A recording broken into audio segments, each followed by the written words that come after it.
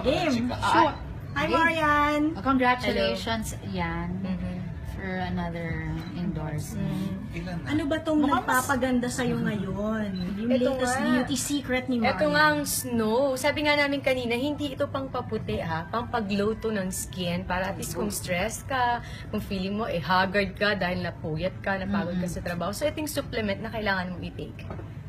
Define glow. Glow, andali po. Me? Ito po. Di ba? So parang Sana nag-glow, di ba? Pagka-ikot ko, sana nag-glow. bakit kung kailan ka nagka-junaki, nagka-jo, parang mas sunod-sunod na endorsement mo naman. Ganun Parang talaga. nilaraket mo masyado ang mga anits. Ganun talaga ang pagkakataon, di ba? Lahat ng ito ay para sa anak ko.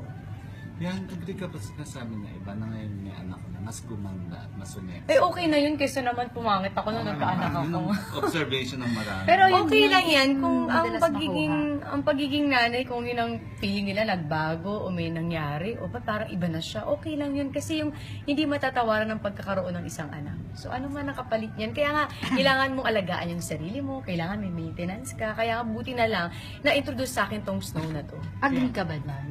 Mas ano ka daw? Mas maganda Mas ka. gumanda ka, mas nag-glow ka, mas blooming ka. Mas maganda siguro yung naging iba na yung disposisyon ko sa buhay ngayon. Kasi yung panlabas magbabago talaga yun. Ang maganda kung anong disposisyon ko sa buhay ko ngayon, kung anong perception ko sa iba't ibang bagay, tao, nag-iba talaga lahat. Pati ang prioridad ko. pressure sa'yo yan. Oo. Na parang ganyan na ina-expect nila na Hindi ba't naman. since may anak ka na, tapos biglang na. Hindi, kaya nga sabi ko gusto ko maging magandang ehemplo sa mga kababaihan na hindi porket may anak ka, kailangan pabayaan yung sarili mo. May mga paraan naman para maalagaan mo yung sarili mo. Ngayon kung sinasabi ko kung hindi mo naalagaan, tapos feeling nila, ay ba't parang nag-mature na siya, okay lang yun, ganun talaga ang buhay. Dadating tayo sa pagkakataong magmamature tayo, tatanda tayo. Wala, yun yung buhay eh.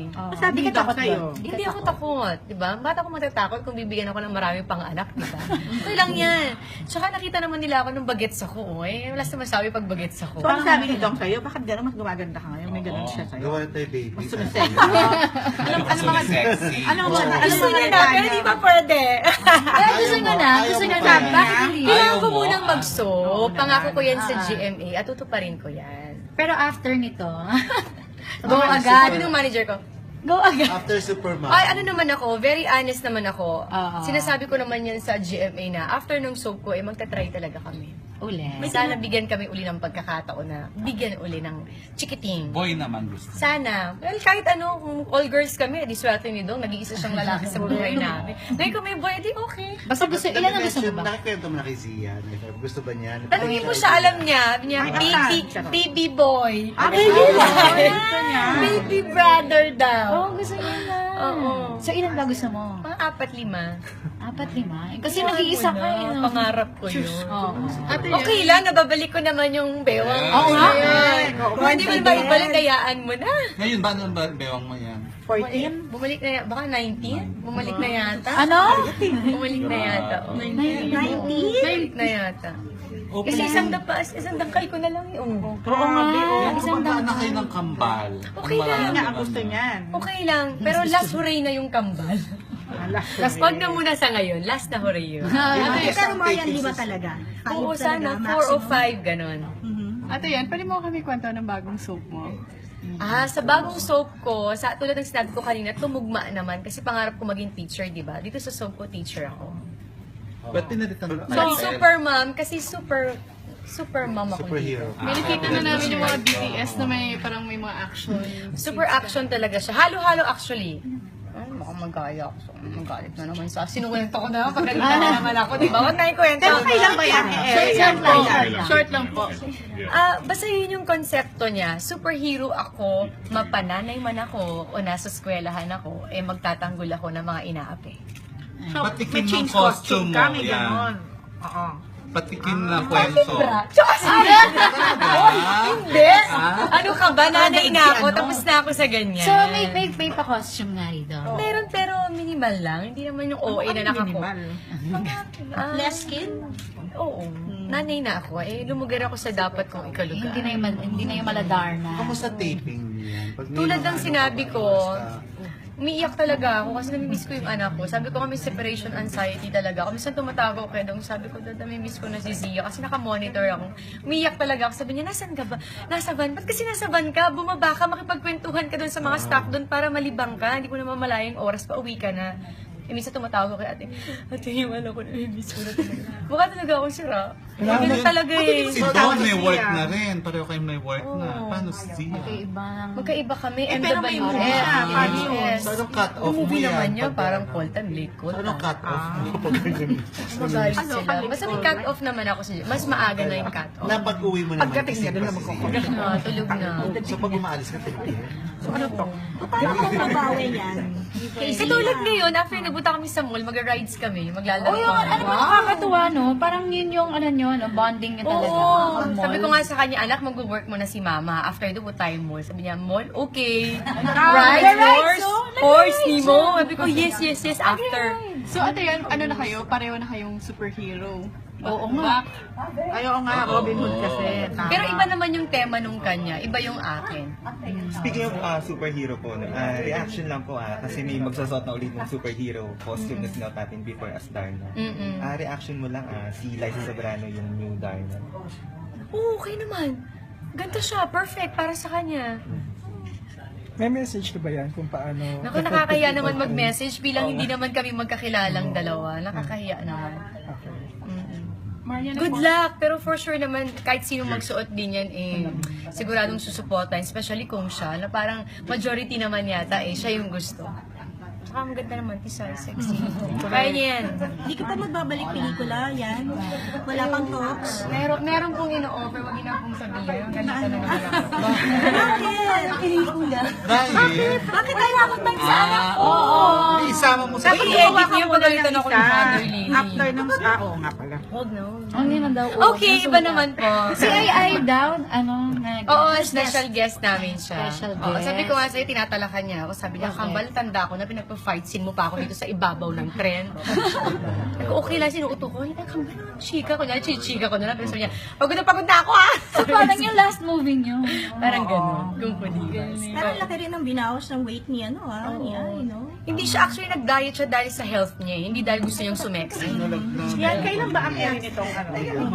Si Nelson Calas, Baka siya yung mag-decide. si Nelson Cruz. Yan. Ano masasabi mo? 2 years na ang Sunday Pinasaya at consistent na Oo!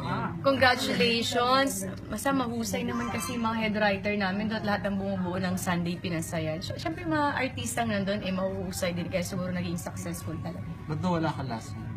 Pagod Kasi siya. pag napuwet ako, alas 2 na ako umuwi na from taping Wawa naman, anak ko hindi na ako makita. Baka sabihin niya, who you? Iyak na lang ako. Yan, ano ba Paano mo? mo sinabihan ka ni Ay, hindi mangyayari yun kasi katabi ko siya matulog. Tsaka palagi ko siyang fini-FaceTime. Hi, Zia! Yan, alam namin ayaw mong sinasagot. Pero anong birthday gift mo kay Dong? Me, myself, and I. Ay! Ako lang. Next month. Eh siya, ano Kaya regalo? ano lang kami, simba kami, kakain kami, kasama yung family niya, tsaka family ko. Palagi naman kami ganun. So wala kayong Maliit travel lang kami ngayon? lang. Dito Hindi lang kayo wala. aalis ngayon? Yun na. Surprise! Birthday mo. Oh. Wala, di mo ako nag-ano yun. Pinag-iisa na namin yung birthday namin dalawa. Anong birthday wish mo? Birthday wish? Para sa'yo, saka para kayo doon. Para sa akin, gusto ko maging mas healthy pa at strong ako para maintindi ko yung pagiging asawa at anak. Kasi sa totoo lang, ang hirap talaga i-balance na nanay ka, tapos may anak ka, tapos nag-aartista ka, tapos may Flora Vida pa ako. Sabi ka ng asawa ko, gising ka na lang, pumunta ka na lang sa office mo, magpa-flower ka pa, di ba?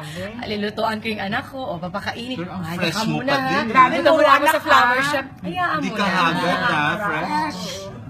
Eh, baka kasi gusto ko naman yung ginagawa ko maging nanay. So, di ka naman kukulang kay Dong ngayon. Konti.